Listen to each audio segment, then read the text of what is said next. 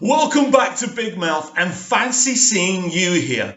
So, Arrowverse and all its shows get plummeting ratings every year. So what's their tactic for the crossover this year?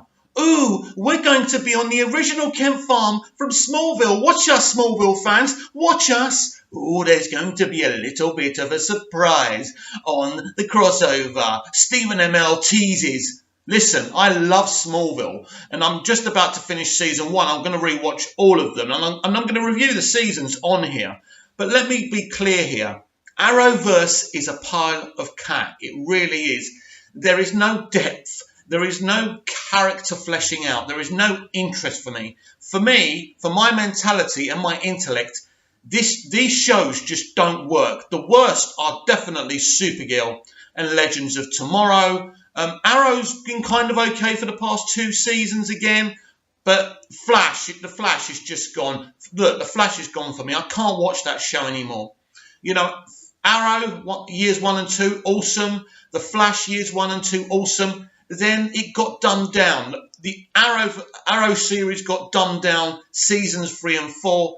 Listen, we know how woke they've become, and it's too much for a man of my intellect to carry on supporting these shows. I may watch the crossover, I may not. But at the end of the day, I'd rather watch Smallville's Absolute Justice or Legion, which are much better kind of Justice League type episodes than the crossovers that they do. Yes, they've got Batgirl. I'm a massive Superman fan. Superman's the reason I love DC. But at the end of the day, I can take it or leave it. I probably will watch the crossover. But please, the CW, please, Arrowverse, stop with your desperate, ooh, we're going to be on the Kent Farm. Ooh, we've got a surprise. Let's be honest about it, right? I love Michael Rosenbaum and Tom Welling. I love everybody who was part of Smallville. But if they're just going to have this kind of cameo as other characters, I don't care. The only way I would have ever been excited for these characters, for these actors from Smallville, is if they played the same roles. Well, Tom Welling isn't going to play Clark Kent. If he is, that would be amazing. But we've already got a Clark Kent Superman in Arrowverse, not unless because it's Elseworlds. They may go to the Smallville universe. Now that for me would be epic, and I would be screaming it through the rooftops. It would be awesome. Arrowverse would still be a load of rubbish for me. But you know, the CW and Arrowverse are the gift that keep on giving. It's their desperation I can't stand. Ooh, Stephen MLT's this, Stephen MLT's that. I love Stephen ML and his charities and everything he does. He seems like a lovely family man, right? I love DC. I want all the DC shows to be awesome. But the only ones who can ever come close to Smallville, Arrow seasons 1 and 2, Flash seasons 1 and 2, Gotham, which has been absolutely fantastic, and I'm really enjoying Titans. Now, it's not exactly the Titans we've read in the comics, but it's still a great show, and it works. It's gritty and dark, and it's compelling, and I love it. And I can't wait for all the other DC Universe streaming service shows either. But for them to kind of expect us Smallville fans to watch the crossover just because they're filming on a set, on location, where the show used to be filmed, is not enough for me. As I say, if it's Michael Rosenbaum as Lex in an Elseworld universe and Tom as Clark Kent in an Elseworld universe, yes, that would be awesome. Guys, if you're doing that, well done, pat on the back. I'm still not going to watch your shows and your seasons because I've had enough. Supergirl was a big bugbear of mine, to be honest with you. Supergirl is fantastic, and they could have done such a great job with that character, but they've done nothing with her. She's either whining about men, whining about a love interest, or whining about something. Alex is becoming a joke to me, right?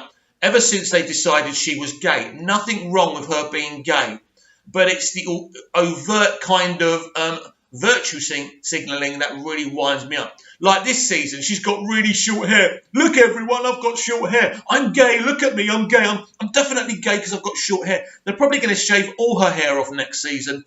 And in fact, Alex is such a pointless character to me. Ooh, yeah, the sisters are so close. I don't care. Nothing works for me. It's like Lena Luthor, right?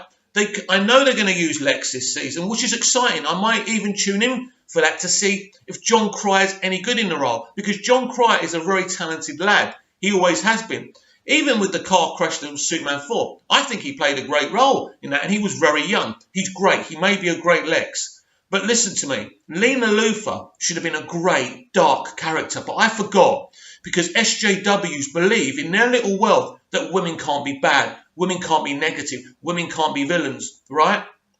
So they've made so she's this character that, oh, I'm a Luthor, and the Luthor's never accepted me, and shut up, you're a Luthor, you should be bad. End of story. I don't want to hear this nonsense about, I'm a Luthor, boo-hoo. I'm so fed up of Arrowverse, because you know what frustrates me in this industry is untapped potential. It's really why I'm really frustrated with Doctor Who Season 11. But Arrowverse is potential unfulfilled. It's like The Flash, right? You've got Caitlin. In the comics, Caitlin and The Flash, Barry Allen, have got a great dynamic. That dynamic isn't there. Even the whole kind of arc with Killer Frost, it's crap. Because Killer Frost isn't a villain now. She's kind of good. She's kind of not, but she's not a villain anymore. It's boring. Why does everyone have to be good in the end? There has to be, you know, they could have done the whole Rosenbaum Lex Luthor arc in The Flash.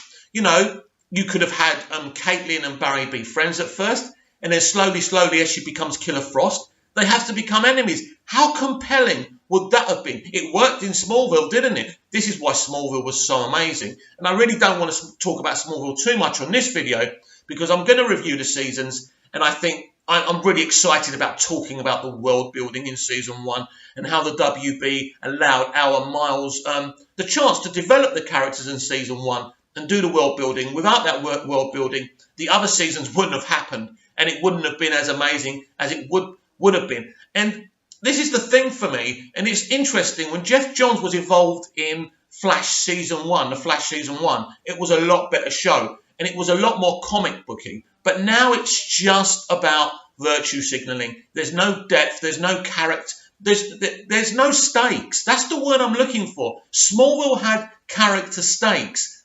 You know, this universe has nothing, and they go from one thing to the other, and it's like Oliver Queen. He's been in prison. I think they've let him out far too early. That should have been an arc over a season. I know it would have been difficult because he's not Arrow, and that would have been difficult for the fans. But you know what? It could have worked, and they've got another kind of Green Arrow doing whoever it is, and they've got the amazing Flash Forwards. It's actually potentially going to be a great season. I just feel that Oliver Queen quickly getting out so quickly, using the same word twice, just for me it brings the stakes down, and it's the lack of interest, and obviously the big elephant in the room of Arrow is Felicity, because that relationship just doesn't work for me.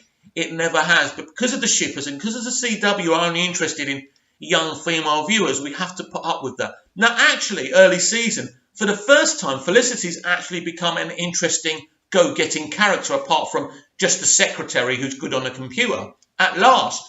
But now Oliver's back, that's just going to fall to the wayside, because that would have been interesting. But they don't do interesting. That's the problem with SJW entertainment industry. It's all about bringing down your expectations. I forgot the term. It's what Rian Johnson did with Star Wars. It's what Chris Chibnall's doing with Doctor Who. And for me, this is so. Basically, my message is to the CW, to Arrowverse. You can literally have the Luthor Court building next time that was used in Smallville. I'm still not going to be interested in watching all your shows and all your seasons and all your episodes, because Smallville was superior, because it had fleshed out characters. It was going on a journey. It was beautiful. We loved the characters. We loved everything. And Arrowverse just doesn't compare.